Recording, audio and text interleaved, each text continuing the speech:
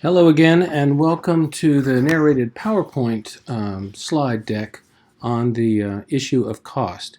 Now this deck, I ended up putting 36 slides in here, so I don't want to talk about each one, obviously. That'll make the movie too long. So I do want to hit on a number of topics, sensitize you to some of the issues, and then of course provide some references to sources of data, etc. So the cost of higher education. We talked about in the video that featured my dog, Goldie Blumenstick's part 2 of her book for this class, where I talk about a number of the major parts of the cost issue in higher education. So I won't go over that again. Why this matters on a personal level, I think it's interesting sometimes when we do a research project to make it personal. You can make a personal appeal either based upon your own condition, as what we call in rhetoric a appeal to ethos, or you can make a appeal to the audience's particular condition, which we might call an appeal to pathos, so their emotional connections to the subject. Why would it matter? Well, you may have loans, and you may be paying those loans, and you may not be all that happy with those loans. Your children's future or other family members' loans, and what does that matter for your family?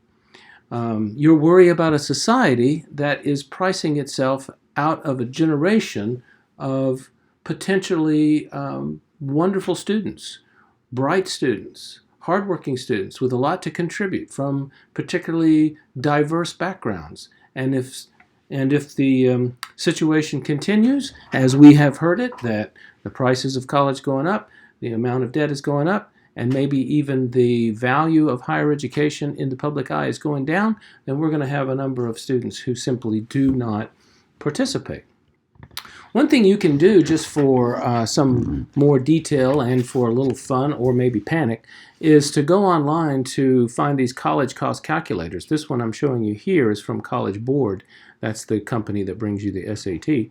And you can do a little calculation on what you think your son or daughter or nephew or whatever might be attending, and then putting in those details come up with the expected cost of college. So in this is a big future, it's called, from the College Board. So in this one, I popped in just a basic 4-year degree at a state-supported school, and the cost is anticipated $150,000, and that my contribution of 35% of that would require a savings of $52,000. Is that staggering or what? But this has to do with the calculation of the debt. So why is it so high? How did we get here? What's the historical context for this increased cost of college? And it is expensive. So this is a little chart from Moody's Analytics, and they show the rising cost of tuition and fees graphed over the cost of housing, energy, healthcare, and general cost of living.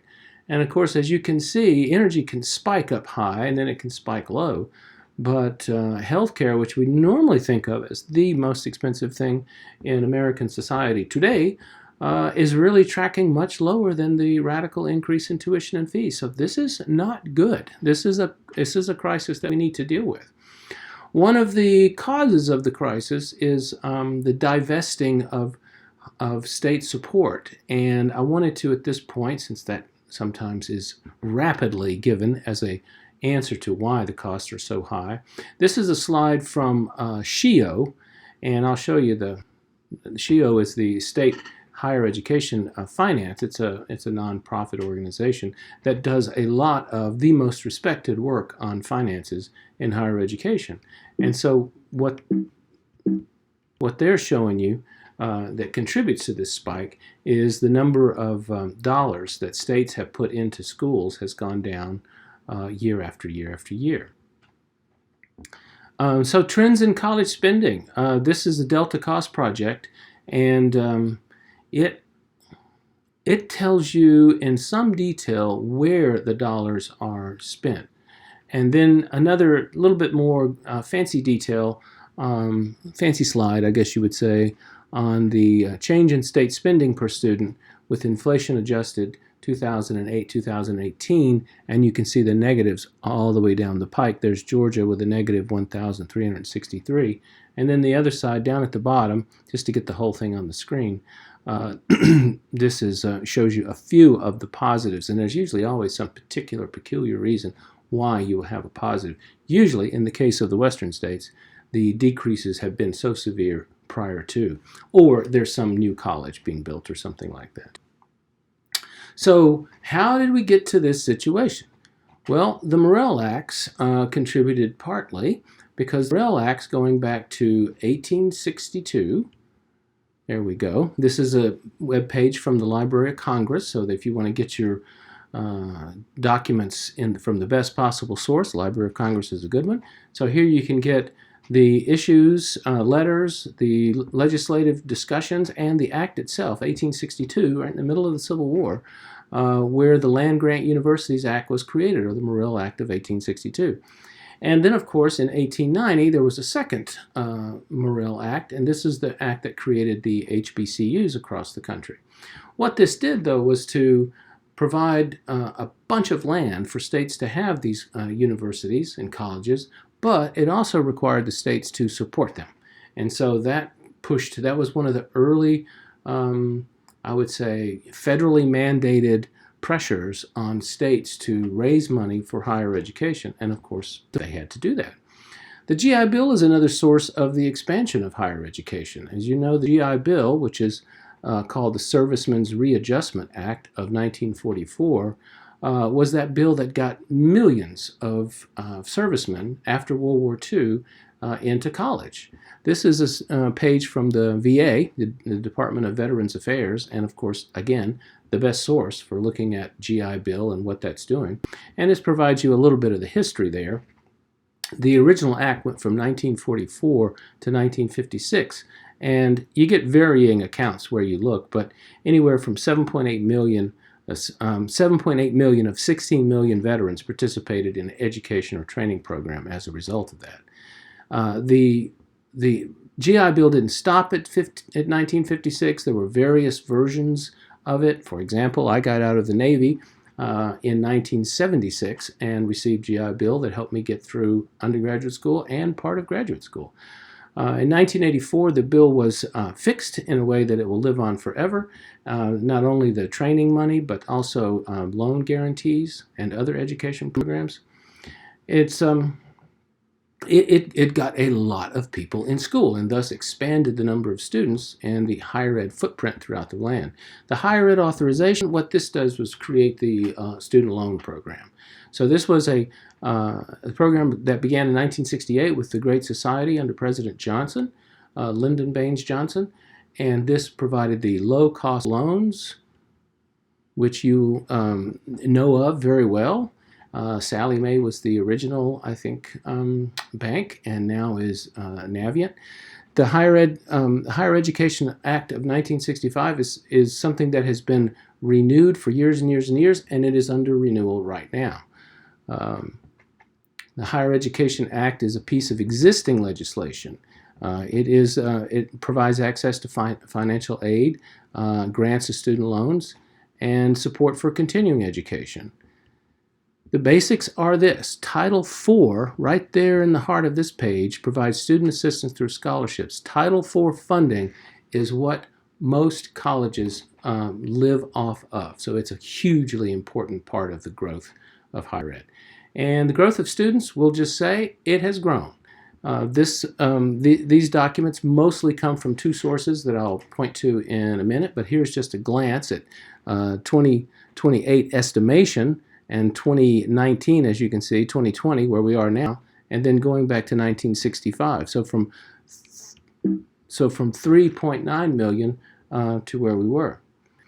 In terms of the attainment, the number of graduates, you look at this one, and that also gives you a sense. And not every student who goes to school gets a degree. So when these numbers are going up as they are here, you will see that, the implication is that the total number of students has grown quite a bit.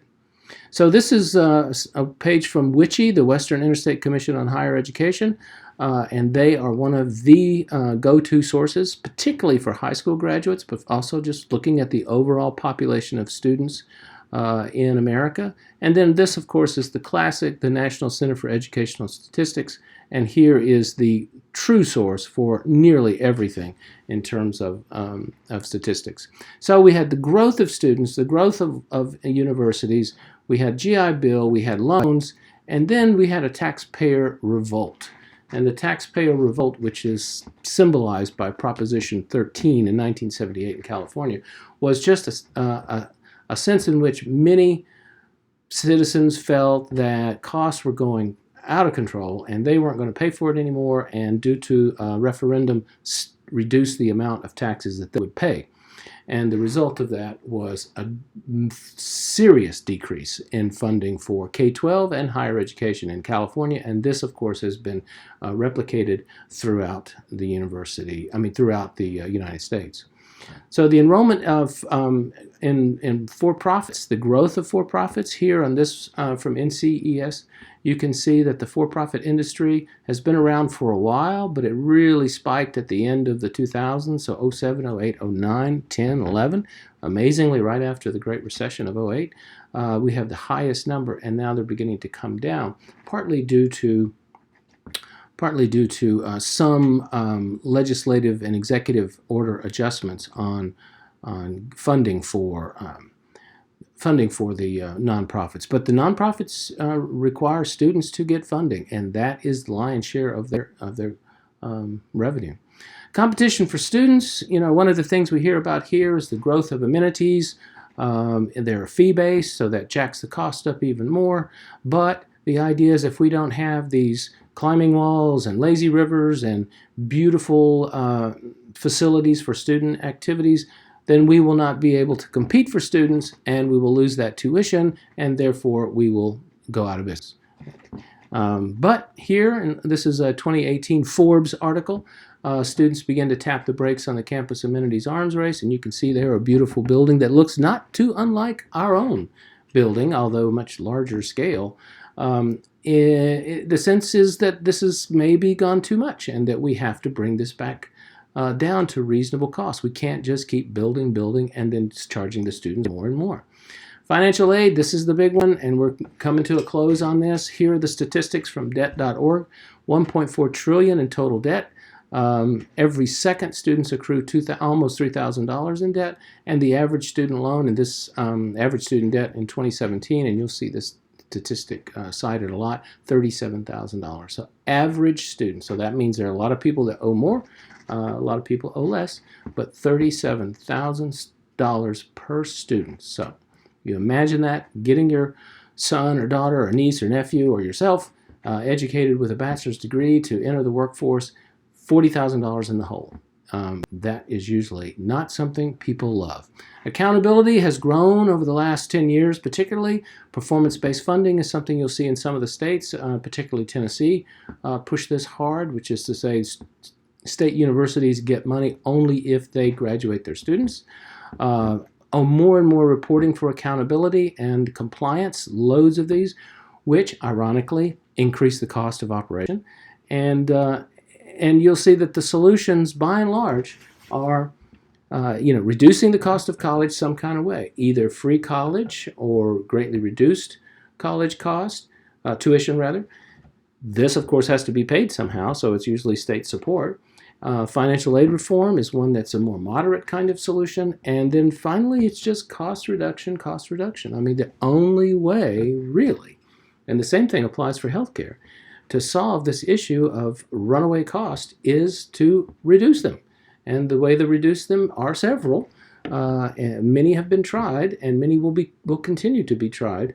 But you have minor reductions here and there in terms of infrastructure, and then you have some adjustments in terms of delivery. The online delivery, particularly in the land of MOOCs and so on, we can learn about that a little bit later, is considered maybe the disruptive technology that can change, or was at one time considered the disruptive technology that can change the cost of higher ed, but it hasn't happened. MOOCs have been around a long time, the internet has now been around a long time, and that hasn't really seriously reduced the cost of instruction.